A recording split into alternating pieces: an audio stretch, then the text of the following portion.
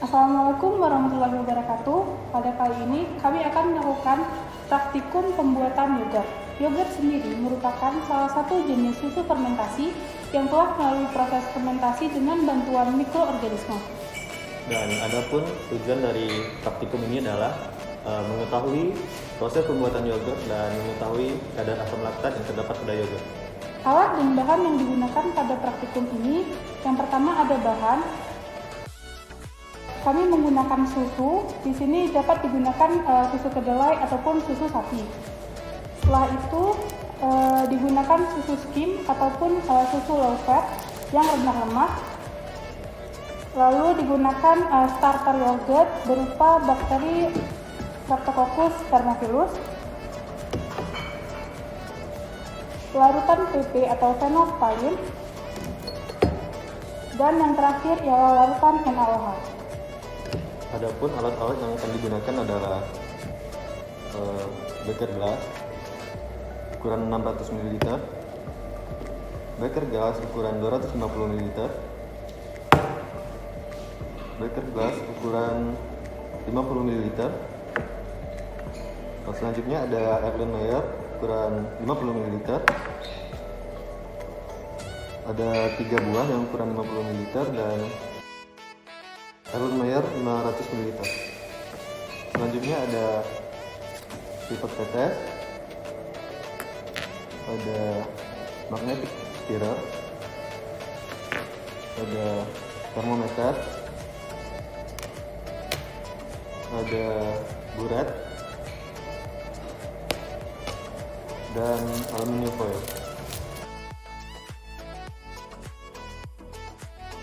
Dan yang terakhir ada indikator universal.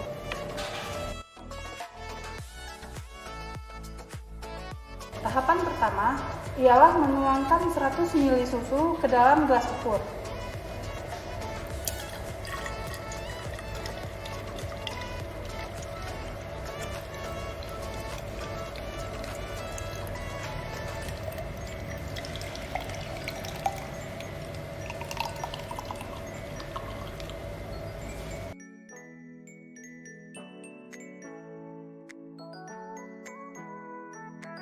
Setelah mencapai 100 ml, susu dapat dimasukkan ke dalam gelas beker.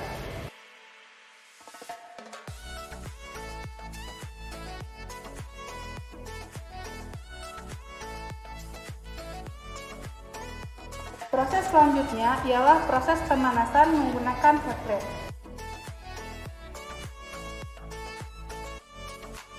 Tahapan yang pertama ialah dengan cara menghidupkan hot plate.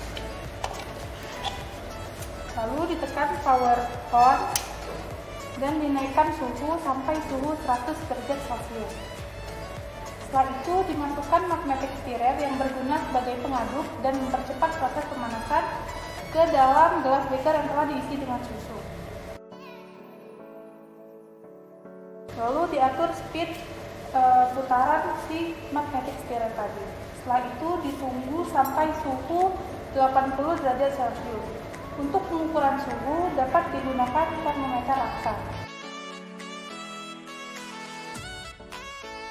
Setelah suhu telah mencapai 80 derajat Celcius, proses pasteurisasi dapat dihentikan.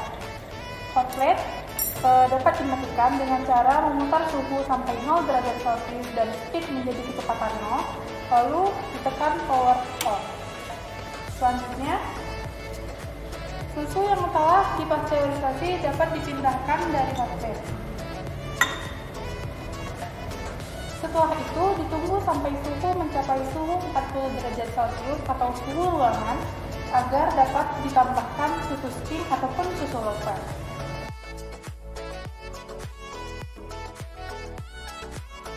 Setelah mencapai suhu ruangan ataupun suhu 40 derajat Celcius, maka dapat dikeluarkan magnetic stirrer yang tadinya berada di dalam cairan susu.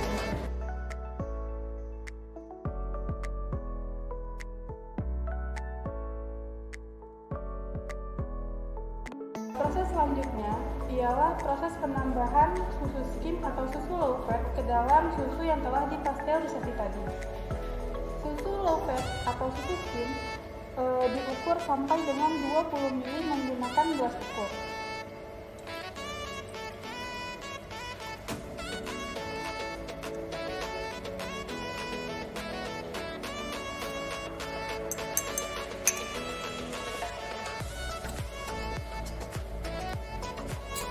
Setelah mencapai 20 ml, susu tersebut dapat dicampurkan ke dalam susu yang telah dipasteurisasikan.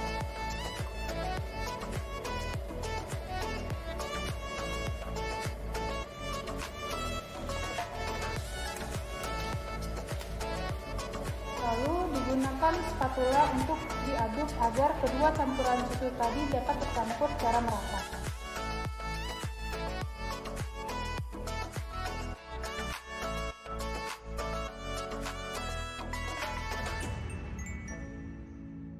Setelah kedua campuran susu tadi telah tercampur secara merata ataupun homogen, susu tadi yang semulanya berada dalam gelas beker dipindahkan ke Erlenmeyer.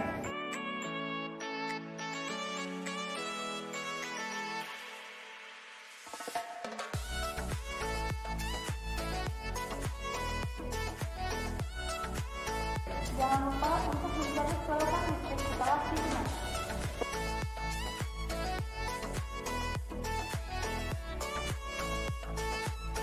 Proses selanjutnya adalah menginokulasikan tanaman mikroba di dalam clean bench. Pertama, kita sterilkan di dalam clean bench dengan alkohol dengan mensemprotkannya ke sekeliling dalam ini, sudah sekeliling dalamnya, dan dilap dengan kapak. Melapnya sampai seluruh permukaan dalamnya bisa dilap dengan rata. Selanjutnya,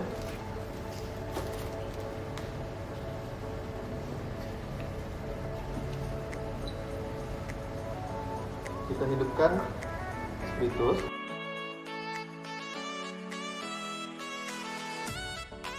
Kita ambil sampel mikrobanya dan diperketat. Pertama, kita buka dulu tutup aromanya dan kita dekatkan dengan api yang ada di spiritus sampai seluruh kelilingnya sudah disterilkan. Begitu juga dengan mikrobanya, kita dekatkan dengan api yang ada di spiritus ke sekeliling Erlenmeyernya. Juga dengan pipet. Lalu kita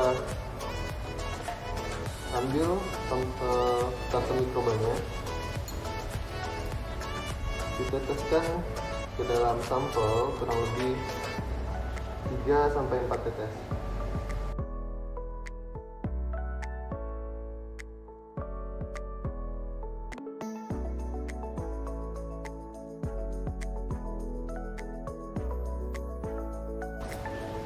Lalu kita dekatkan lagi dengan api yang ada di spiritus untuk meneteskan lagi setelah kita menginokulasikan mikrobanya. Setelah selesai, lalu kita tutup lagi sampelnya dan diaduk-aduk agar mikroba yang terdapat di dalamnya merata.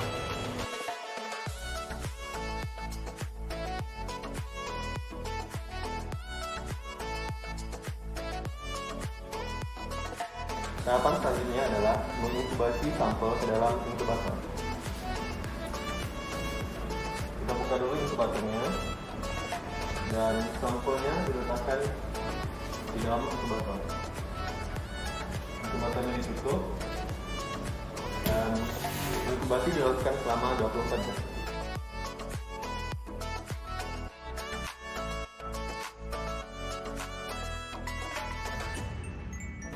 Tahapan selanjutnya, setelah proses inkubasi di dalam inkubator selama 24 jam, sampel diambil di dalam inkubator untuk dilakukan proses titrasi.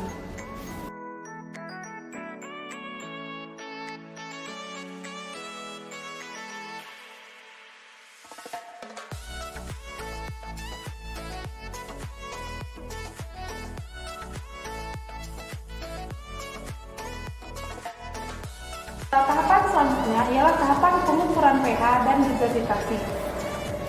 Tahapan pertama ialah dengan cara mengambil sampel sebanyak 10 ml dan diukur menggunakan gelas ukur.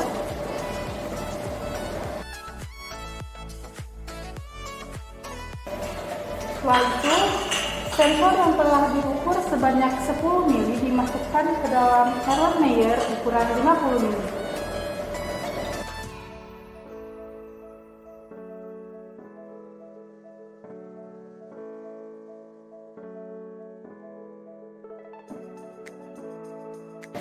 Tahapan selanjutnya ialah proses pengukuran pH. Pengukuran pH dilakukan menggunakan indikator universal.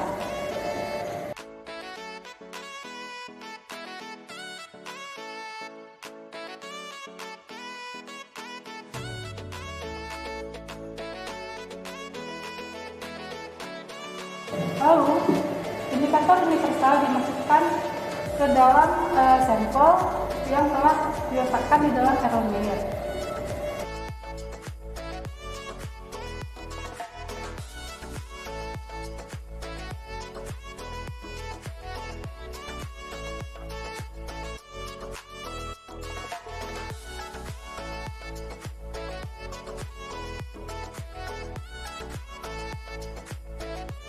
Setelah itu, diuji warna yang sesuai dengan indikator universal.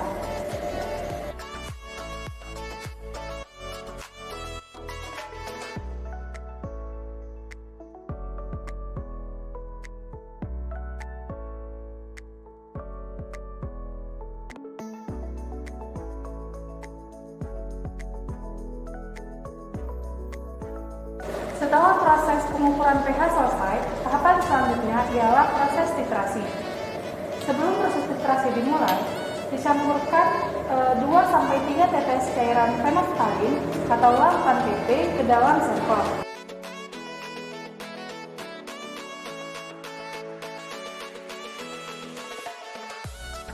Setelah dicampurkan 2 tetes larutan phenolphthalein, kemudian larutan dengan sampel tadi dilakukan pengadukan hingga homogen. Setelah itu, proses titrasi dapat dilakukan. Diuret diisi dengan larutan NaOH untuk proses titrasi.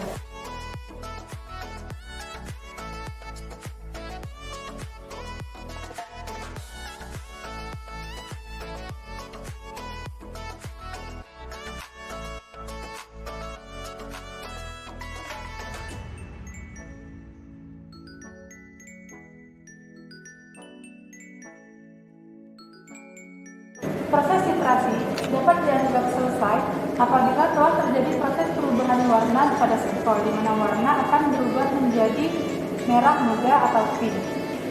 Untuk melihat berapa banyak kandungan NaOH yang dihabiskan ketika proses titrasi dapat dilihat pada bulan. Lalu dilakukan pencatatan dan dapat dilakukan perhitungan sebanyak mana kandungan asam laktat yang terkandung di dalam yogurt tersebut. Terima kasih. Assalamualaikum warahmatullahi wabarakatuh.